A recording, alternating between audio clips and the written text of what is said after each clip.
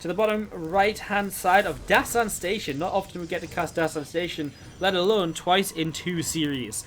It is our teal Protoss player. Let's hear it. If you're going to be cheering on Classic. His opponent to the top left-hand side, our blue Zerg player from SKT1. The teammates here, there's Dark to the top left, and he's going to go gas pool early on here on Dasan Station. Not maybe too much of a surprise, but still nice to see anyways. As we set this up and get ready to go.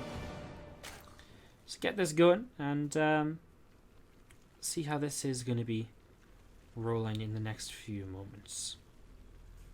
Thank you very much for joining us, by the way, guys. Do appreciate it. Glad that so many of you are here today with us. It's obviously Casper Cup is on, so lots of other stuff for people to be tuning into, and so much StarCraft to be consuming in the past few days. But do appreciate you checking us out here for the Leifeng Cup playoffs. We do cast here on WardiTV the Leifeng Cup every Monday, Tuesday, and Wednesday live from 1 PM CEST. With the qualifier on the first Monday of every 2 weeks. Group stages on Tuesday, Wednesday, then Monday, Tuesday, and then on the last Wednesday of every 2 weeks it is the playoffs, which is what we're seeing here today. $2,200 will be won today. Already, these players have guaranteed themselves $200 for coming top 4. Winner of this will go into the 3rd place match against Keen, and then the winner of that will guarantee himself a list $200 more with the opportunity to play for the 1st place prize of $1,400. As we set up into this, it is just going to be a fairly slow opening despite the gas pool. Dark making a few Zerglings here, keeping them at home for now. And well, from Classic, he's going into this double gateway opening. And then the Nexus. So his Nexus is much later than you might expect, later than usual. But because he's able to get across the map so early with these couple of Adepts, he's able to apply pressure from a very early stage of the game.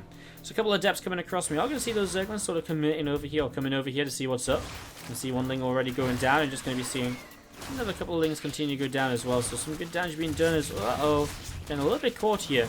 It's a little bit problematic. Of course, they are going to end up shading away. Actually, the Adepts stayed alive really nice. If you can back away and keep those alive with the shields regenerating, that would be truly, truly fantastic.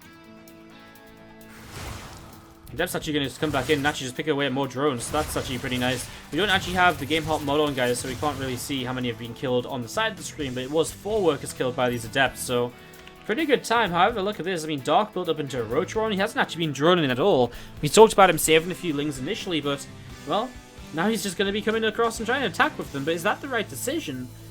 The 4 Roaches here, they're going to morph into Ravagers most likely, and they're going to be used to actually break down the front and to break through into the base without it just being a solid wall-off.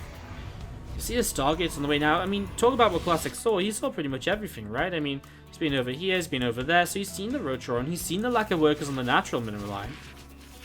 I like this, going to be hoping to take down these rocks and maybe attack through the left backside, just opening up another attack pathway. Queen's coming forwards here, from ship class to be careful about that. Also the Void Ray on the way up, well, that will be countered to some extent by the Queens as well, so moving the Queens across with this is definitely going to help Dark out as he continues to set up towards the front of the base here from Classic. Another Ravager starting to morph in, across the battle go up, and that's exactly what we're talking about. Cleaning out those Zealots, pushing them away. I love the fact that Classic's walled off over here, though. It means that he's very well prepared for something like this attack coming in. Although, look at this. These 3 Ravagers are having a really good time working their way through these couple of warp gates at the moment. So a couple of Corrosive Bars going to go up again, and well, this is actually really nice. I mean, if he gets rid of these gateways, Classic is already going to find himself in, well, not huge amounts of trouble, but it's less production than he should have had originally. These Lings are going to try and run in, but they are going to hit the walls, so we'll see how much damage they can do over here. It will force a reaction from Classic, though. Less units at the front to defend. As we see now the Void Ray coming in, but has to be careful with the Queens here with Chronon's fuses. Don't think he can fight that. Gateway goes down as the Ling is going to come across, and they're just going to commit here, maybe work their way through the pylons. 3 Lings onto a pylon will get it down pretty quickly down to the south side of this, so trying to make his way through. If he can get through, I don't think he'll get through before the next Void Ray finishes. Double overcharge popped here. As we're going to see more Lings going to stream up this ramp over at the front, so here we go. Dark is going to keep up this aggression as he moves on forwards. A couple of Corrosive Bars going to drop up into the skies, and Sentry and Adept having to dodge away from that pretty quickly. That Void Ray continuing to take quite a lot of damage here. It is very low on health. A few more Corrosive Bars going up. You can see a few more Adepts just getting cleaned out as well. So more Adepts going down. First Void Ray has fallen.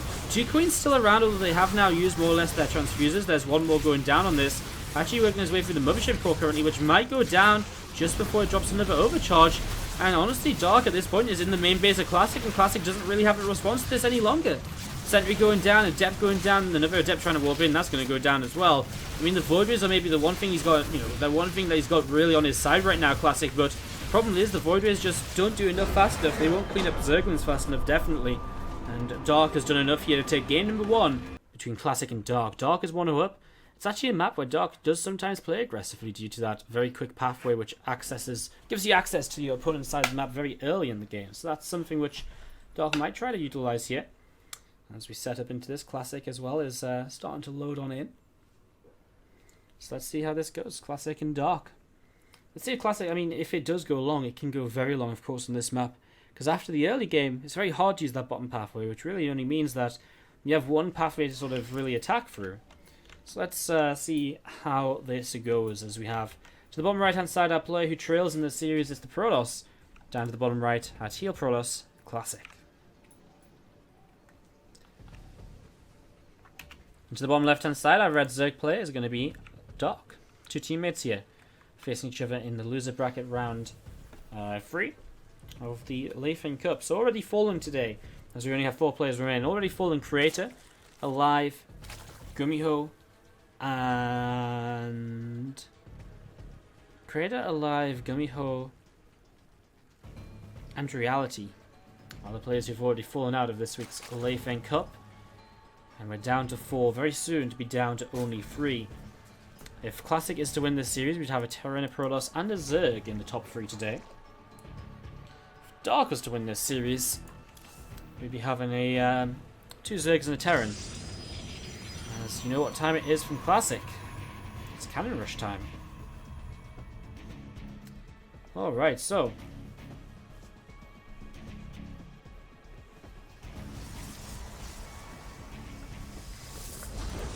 good to see a Photon Cannon starting up here to begin with. So Cannon does begin, and just going to be setting up into this. Going to be waiting for Dark to really figure out what's going on. He hasn't scouted this at all, right? So I mean, he has absolutely no idea until his cannon finishes, or his hatchery finishes, I guess. And he's going to be like, oh, well, I mean, the cannon will finish first, right? So Classic is going to have a cannon up, and we'll probably just force the cancel here. Then Dark has to decide, well, do I try and take the third base, or, you know, what's my next move from this? The cannon comes up, Dark realizes it, and, well, this drone momentarily changed direction. Actually, he is going to change direction. And just to see what he decides to do. If this may just take a bit of a weirder base, just because of the fact he knows this probe is going to go straight over there, and check for the third in this location. So the third is not going to be able to come up over there. This drone's going to actually cancel it. He's actually just going to move over here and start the hatchery. Classic will check to the right hand side, although it then turns around before he actually reaches it. So a little bit all over the place trying to figure out what's going on. There's the pylon coming down though, and Dark is going to see the probe coming in, so it's not going to happen. Let's actually continue to get some health on it. Rotron already on the way up. Dark, with double gas as well, is going to try and play aggressively against this. Go into those roaches again early, maybe even some Ravagers, and maybe we see a counterattack coming across the map. In the very early stages of this, of what's turned out to be a very weird game on New Gettysburg so far. Probe coming up into the main base and just looking to see what is going on. Is going to be backing down, and we've seen a pylon coming up from Classic, so pylon coming up there for him. Overlord from Dark is again just sat up here once again on the natural expansion.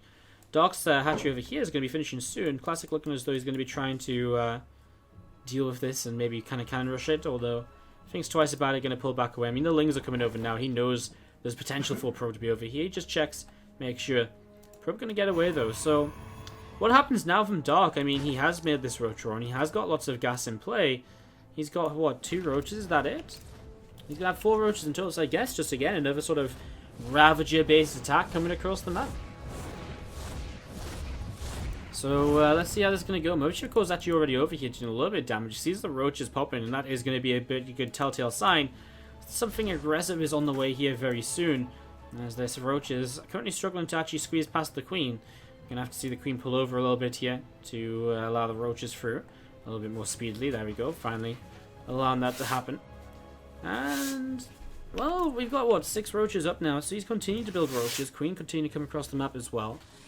I'm just gonna be seeing Dark morphing in a few Ravagers here now, so Ravagers gonna start coming up. Ravagers quite at the front should see these. Okay, he sees one of them, so if he didn't know before, which he should have done, he definitely knows now. And we're going to see actually another pylon added.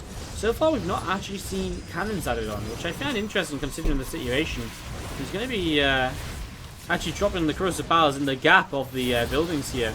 So he doesn't actually get too much done with this. Nice force field, although the first Ravager going to stay alive for now. Queen still trying to do something. That Ravager going to move away. Queen will move forwards again. And I mean, a Void Ray and a Mothership Core to deal with, not easy. Corrosive pile doesn't quite land on anything just yet. Mothership Core will go down though. Oh, does it not? No way. Overcharge gets popped. That's pretty sick. We'll see the Chronic Terrain doesn't actually transfuse one of those Ravagers up to full health. One goes down to the Void Ray. I'm just going to see these units still sat over here. The Overlord is giving him the high ground vision at the moment. That's something the Void Ray might want to come in and deal with. We're going to see Mothership Core still have energy available. Cybernex Core will go down. I'm not sure. I don't think we've had another one of those built yet. So no more real production able to come in from there. We're going to see a cannon to the top side getting cancelled. Going to relocate that apparently. As Dark's attack for the second game in a row. It's a very similar attack. He's got 3 Queens here to fight against Void Rays. Again, the Mothership Core is so lucky to stay alive on 1 HP before. So close to going down. That could have changed just so much in this. We'll see Ravager will probably drop down again. I mean, now not able to rebuild any more sentries means there's no more force fields. Without force fields, Ling has become a much bigger player in this current engagement. Mothership Core has used his final overcharge. That's now dissipated. Queen's targeting down. Void Ray is still corrosive biles. Catching units which are just backed into a corner by the Zerglings. Dark is going to break down Classic with just some very aggressive builds in both games 1 and game 2. And it doesn't look as though Classic has a way to recover from this. Corrosive Bile doing a little bit more damage. There goes the Mothership Core and the Void Ray in disguise. As you'll see now, the Zealot goes down. A few pros trying to be pulled in, but it's just not going to be enough. Cannon falls. Another cannon will go down. GG from Classic. Dark moves through to the loser bracket final, where he plays against Key.